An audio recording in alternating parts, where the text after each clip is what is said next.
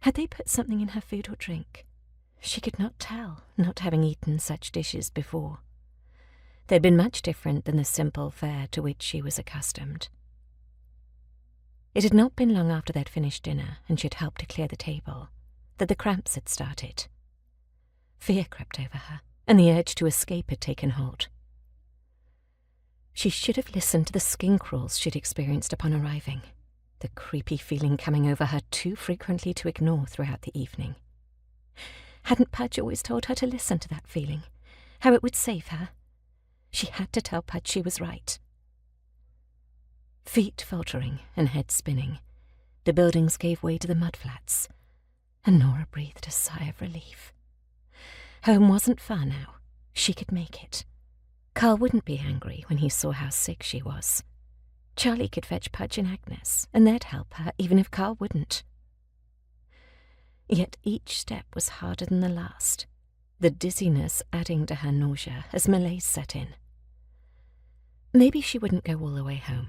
She'd rest first. It wouldn't be so terrible if she slept under the stars. The night was frigid, but the cold air felt good against her flushed skin. The leer of the River Thames lapped at her, a familiar sight that opened its dark arms in a welcome embrace. Moonlight glimmered on its surface, like a path toward the heavens, beckoning her. Nora stumbled once, twice, the third time taking her to her knees in the cold mud along the riverbank.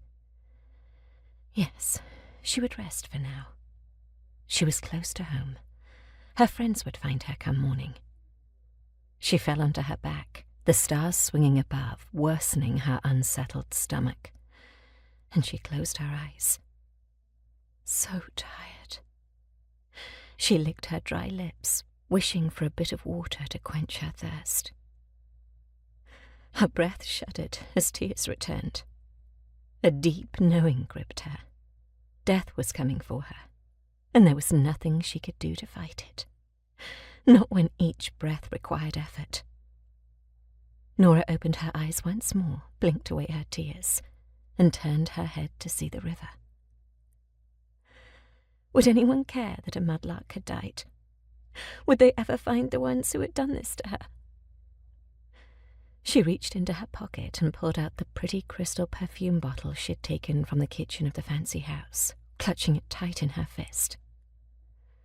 She closed her eyes again, fear easing, as an image of her mother appeared. Mama?